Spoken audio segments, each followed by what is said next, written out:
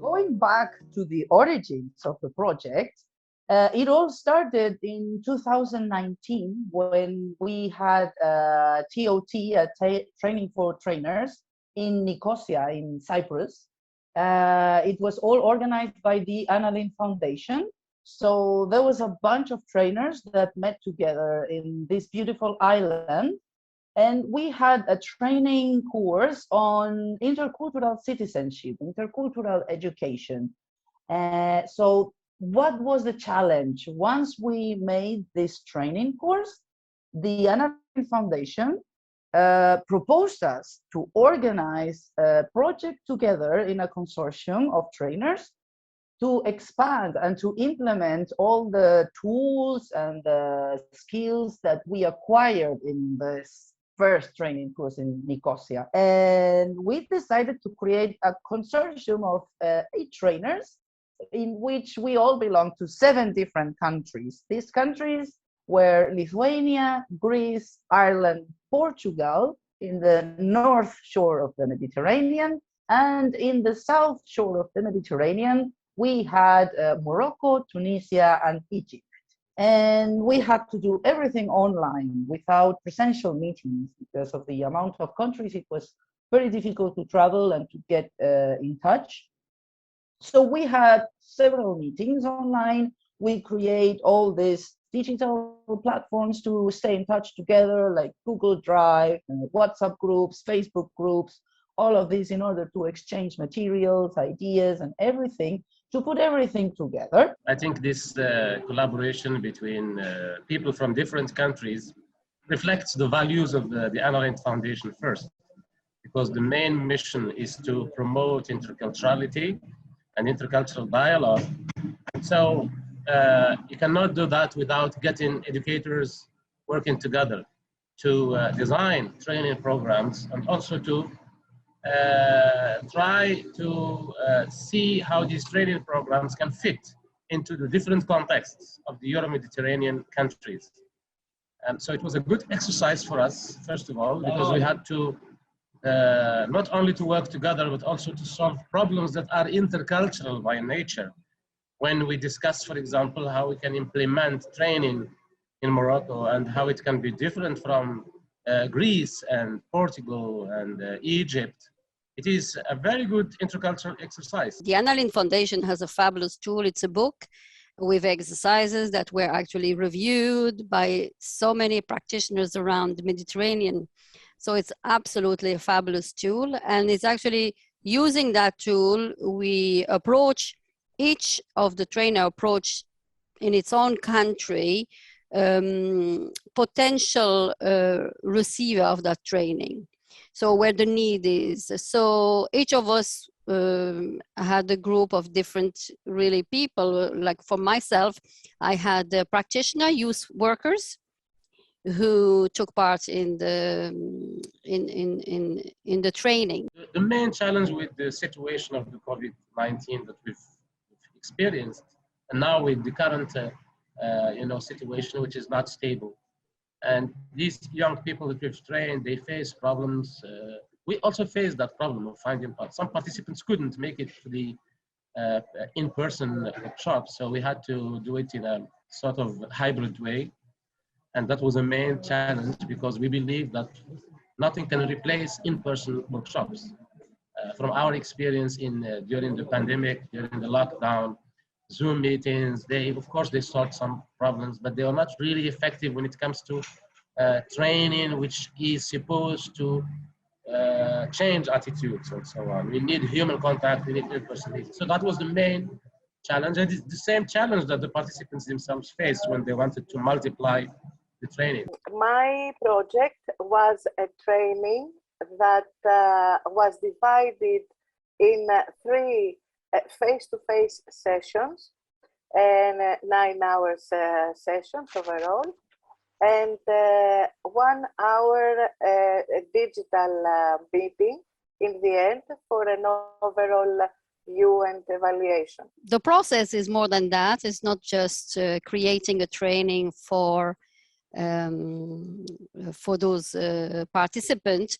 It was at the first step of it, in my view, was mostly because we kind of jammed together as a practitioner from different parts around the Mediterranean and worked together toward the same goals. So I think that the learning as a trainer was already encompassed in the fact that we were collaborating. So it was a collective, and we were kind of holding each other's realities while we were doing it. So understanding the different capacity of each of us, especially because for most of us, we had to move from a face-to-face workshop to an online workshop. But for me, it is very important because I was not used to work online so much. And on another hand, all my trainings usually are very interactive. I am not like a lecturer who is standing in front of people and just talking. And I try to involve people as much as possible and through their own experience to let them to understand certain things. The knowledge and the technology were diverse, so we kind of tried to help each other to create the best outcomes for this workshop. And that was, of course, very fruitful because it was a fabulous solidarity within the group itself. So I can say that I feel honored that I was able to work with those fabulous and highly capable people to really move you within your values and to question them and to review them, to create somehow a braver space. Now the second stage was really to see in our own realities in the countries we are living in, what is the need and who is susceptible to get those trainings. So that was as well a research. We had kind of to look really who could profit the most and act as a multiplier, you know, so that was as well important. Then it was, I guess, in my opinion, one of the most beautiful parts of this project. It was the part when we all went to our communities and we created groups to work with and we started implementing the trainings. So the training courses that we all implemented, they were very different and diverse, which made this project much more enriching. For example, me myself, I organized a training course with a group of a combination between teachers from schools of Lisbon and also youth workers that work in organizations and associations in different points of Lisbon. This training course was very interesting because both groups were exchanging and comparing their approaches on how they work with young people. The training course was divided in online sessions and presential sessions. Then in Tunisia, the trainer Fatima, she made a group of young people. So she worked directly with these young people and talked about intercultural dialogue. And these young people were also activists, including the president of an organization for diversity. So the sessions were all face-to-face. It was a very productive training course. Also in Egypt, Najee decided to work specifically with teachers from teachers all around the country. The sessions he organized were 2 sessions of face-to-face training course and 1 session of online training course. He approached a big number of teachers from all around the country, and the sessions were also talking about intercultural dialogue, and all these teachers acquired activities, skills, and competences that they were implementing right away with their students after the training courses. All 3 groups had participants were very different in all groups, because some of them were very experienced. Some of them, they had this training about intercultural things the first time in their life, learning from the both sides. There were people, those experienced people, and I was trying to get them more active and to show their experience. And there were some people who were just, as we said, we were taking everything because it was so new. It was as well then as a facilitator at the moment of giving those workshops. It was as well to review your practice and how you engage when there is resistance.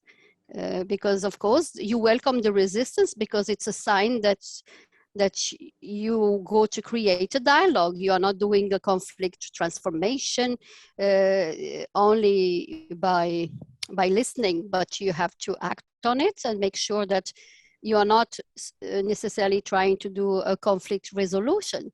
I'm really positive and happy about the outcomes of the training because I can feel that I have discussed with the participants really deep topics, sometimes taboos they don't talk about when it comes to racism, for example, when it comes to gender and religion, gender and traditions, and so on. So, but yes, in spite of the challenges, it was a success, I would say. It was a big success. I think the most important was the team bonding. The week after the face-to-face sessions, when we had the digital meeting, it was clear that they were more connected to each other, more relaxed and in tune with each other. After these trainings, we got together again. We had a lot of meetings just to share, to talk about how it all went and everything. And we organized a huge virtual exchange. In this virtual exchange, what we did is we invited participants from all of our trainings. So participants from Morocco, participants from Tunisia, from Egypt, Portugal, Greece, Ireland, and Lithuania. They all came together, 2 or 3 participants per country, together with the trainers, and we had a wonderful evening together in which we exchanged what had happened in our countries, how was the training course that they attended, and especially one of the most important things is that they were all able to share what changes this training had brought into their lives. Some other teachers in Egypt, suddenly they started to reinforce the way they teach history, or just trying to consider the diversity, the religious diversity that were in the classrooms, and they started doing new activities for children. So they, from the beginning, they are more aware of themselves as a human being, but also as the people who are around them. There were also, for example, company directors in Greece that started having activities in group with their employees, also considering the intercultural dialogue, so nobody would ever feel more excluded in the company anymore. About the good practices they would implement in the future, they said that they will definitely follow that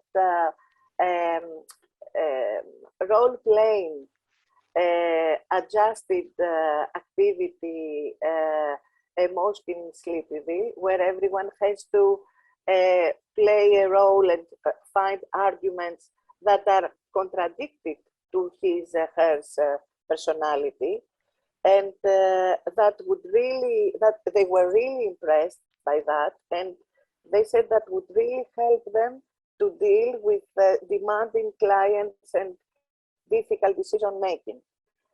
At this point, it was really visible, thanks to this exchange, that most of the participants, they learned a lot, but they also took action. So they, for example, we had example of some teachers in Portugal that they went back to their schools and they tried to change the aspect of their classrooms in order to consider the different cultures that were composing the class of the, by the origins of the students. Luckily, the group that I have are all multipliers, all of them.